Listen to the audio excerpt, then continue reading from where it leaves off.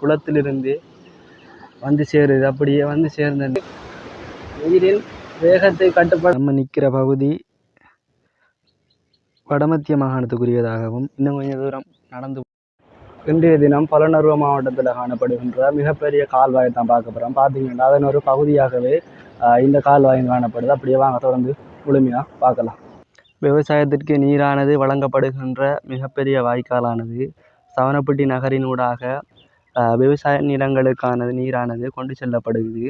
பார்த்திங்கன்னா இதுக்கு அருகில் காணப்படுகின்ற வீதியானது மகாவலி திணைக்களத்தால் பராமரிக்கப்படுகின்றமையால் இந்த வீதியானது குறைவான அளவு, அதாவது உயரம் குறைவான வாகனங்கள் செல்வதற்குரியதாகவே அமைக்கப்பட்டு இங்கால ஒரு கம்பியும் வச்சு சிறிய வாகனங்கள் செல்வதற்குரிய ஒரு வீதியாகவும் இது பராமரிக்கப்படுது. அப்படியே தொடர்ந்து வாங்க பார்க்கலாம்.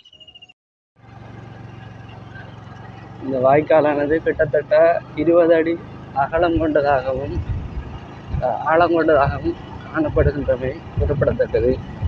அப்படியே பார்த்தீங்கன்னா இந்த வீதியால் ஆட்டோ மற்றும் சிறிய பைக் மற்றும் ஏனைய வாகனங்கள் செல்வதற்கு அனுமதிக்கப்படுகின்ற ஒரு வீதியாக காணப்படும். பார்த்தீங்கன்னா இந்தியாவிலையும் சரியான காடுகள் கொண்ட ஒரு சூழ்நிலையாக அவதானிக்கக்கூடியது. இந்த வீதியானது கிட்டத்தட்ட எவ்வளவு தூரம் செல்கின்றது என்கின்ற பார்க்கின்ற ஒரு காணொலியாக இந்த காணொலி அமையும். மாதுருவோயா குளத்திலிருந்து வருகின்ற நீரானது இந்த வாய்க்காலினூடாக பொலனறுவை மாவட்டத்தின் சில பகுதிகளுக்கும் மற்றும் கிழக்கு மாகாணத்தின் சில பகுதிகளுக்கும் நீரை வழங்குகின்ற ஒரு பிரதேசமாகவும் காணப்படுவது. அந்த வகையில் அதிகளவான நீர் பொலனறுவை மாவட்டத்துக்கு செல்கின்றமை குறிப்பிடத்தக்கது. இந்த வீதியாலே செல்லக்குள்ள பார்த்தீங்கன்னா இங்கால ஒரு சிறிய குளம் இருக்குது. அதுக்கு பக்கத்திலேயே அதுக்கு நடுவிலேயே வீடு அமைக்கப்பட்டுள்ளது. பார்த்தீங்கன்னா இவ்வாறான சூழ்நிலை இந்த பிரதேசத்தில் காணப்படுது. நாம் பார்த்து வந்த வாய்க்காலானது இங்கு நீரின் வேகத்தை கட்டுப்படுத்தும் மூலமாக இவ்வாறாக அமைக்கப்பட்டு மீண்டும் கொண்டு செல்லப்படுகிறது. வாங்க போய் பார்க்கலாம். இந்த பகுதியால் முத்துக்கலை பகுதிக்கும் இஞ்சால மதுரங்கலை கிராமத்துக்கு செல்கின்ற பகுதியாக காணப்படுது. நம்ம அப்படியே தொடர்ந்து வாங்க போய் பார்க்கலாம். அது ஏன்னா அந்த நீரானது இப்படியே தொடர்ந்து வாய்க்காலின் ஊடாக செல்லுகிறது. இங்கால பார்த்தீங்கன்னா குடியேற்றம் இல்லாத ஒரு இடத்தையும் பார்த்தீங்கன்னா இங்காலே மயிலும் போகுது.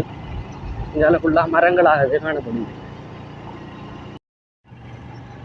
இங்கால ஃபுல்லாக பார்த்தீங்கன்னா பிக்ஸ் மரங்களை அவதானிக்கக்கூடியதாக இருக்குது.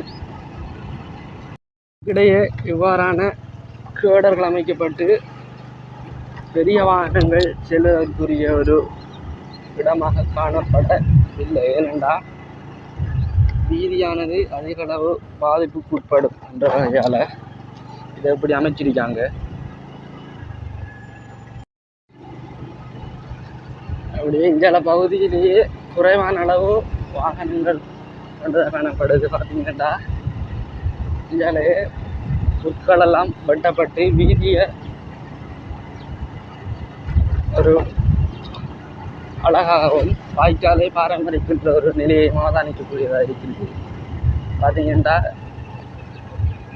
சில இடங்களில் வீதியானது கடும் மோசமான நிலையில் காணப்படுது.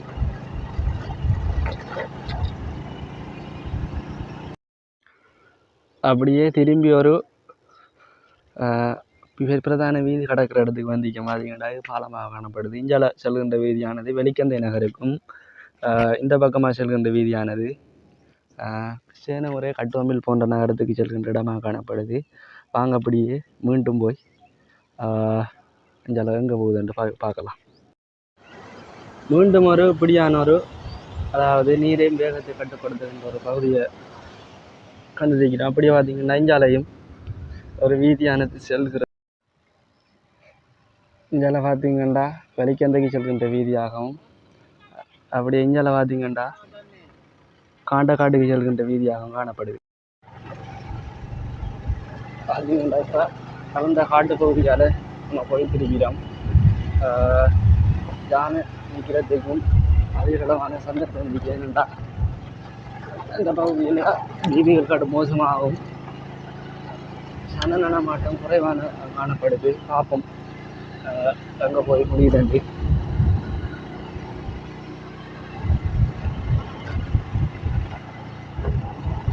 பார்த்தீங்கன்னா இரண்டு புறமும் அடர்ந்த காட்டு பகுதியாக காணப்படுது. இந்திய ஆவணம் இல்லாத நாடு கடும் மோசமாக இருக்கு. வருமாயா நம்ம வாய்க்கால தேடி இஞ்சால அந்த இடத்துல எங்களை காடும் பார்த்தீங்கன்னா அதிகளவான தென்னை மரங்களை வச்சு தென்னந்தோட்டம் செஞ்சிருக்காங்க. அப்படியே ஊருக்குள்ள வந்துட்டவன்னு நினைக்கிறேன். பாப்பம் வந்து முடியுதுன்ட்டு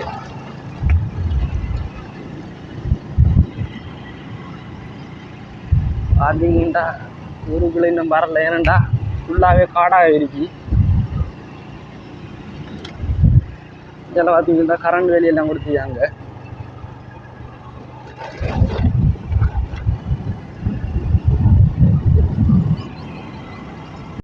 பார்த்தீங்கன்னா இஞ்சாலே ஒரு கட்டடம் காணப்படுது.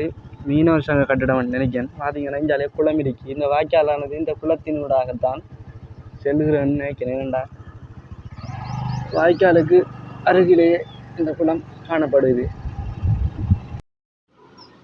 பார்த்தீங்கன்னா நான் சொன்ன மாதிரி அந்த நீரானது இந்த குளத்திலிருந்து வந்து சேருது. அப்படியே வந்து சேர்ந்த நீரானது மீண்டும் குளத்திலிருந்து மீண்டும் வேறொரு வாய்க்காலினூடாக செல்கிறது. அதையும் தொடர்ந்து போய் பார்க்கலாம் வாங்க.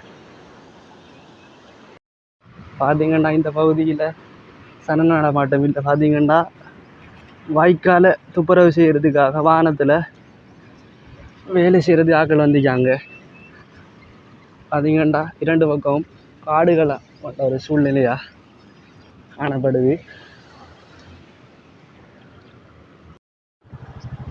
அப்படியே பார்த்தீங்கன்னா அடித்து பிடிச்சி வந்து சேர்ந்து ஒரு நல்ல ஒரு ரோட்டுக்கு வந்துட்டோம்.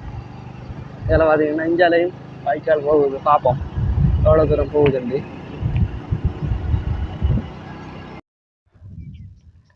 அப்படியே பார்த்தீங்கன்னா அடித்து பிடிச்சி கிழக்கு மாகாணத்திற்கும் வடமத்திய மாகாணத்திற்கும் இடையிலான ஒரு எல்லை பகுதியில் நிற்கிறோம்.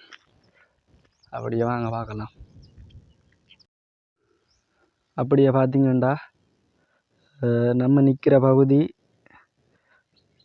வடமத்திய மாகாணத்துக்குரியதாகவும் இன்னும் கொஞ்சம் தூரம் நடந்து போனால் கிழக்கு மாகாணத்துக்குரிய பகுதியாகவும் காணப்படுது. பார்த்தீங்கன்னா இதுதான் ஃபோனில் இருக்கிற லொக்கேஷன். பார்த்தீங்கன்னா கிழக்கு மாகாணம் வரைக்கும் இந்த நீரானது வாய்க்காலின் மூலமாக கொண்டு செல்லப்படுகிறது. பார்த்தீங்கன்னா நம்ம கிழக்கு மாகாண எல்லை வரைக்கும் வந்திருக்கிறோம். பொலனறுவ மாவட்டத்திலிருந்து கிழக்கு மாகாணத்திற்குரிய பகுதிகளுக்கு இந்த வாய்க்காலினூடாக நீர் வழங்கப்படுகிறது. மிக முக்கியமான ஒரு விடயமாக காணப்படுகிறது. அந்த வகையில் நாமும் இந்த வீடியோவை முடிக்கிற நிலையில் இருக்கிறோம். இந்த வீடியோ எப்படியாவது உங்களுக்கு பிடிச்சிங்கன்னு நினைக்கிறேன். மறக்காமல் சப்ஸ்கிரைப் பண்ணுங்கள். நன்றி, பாய்.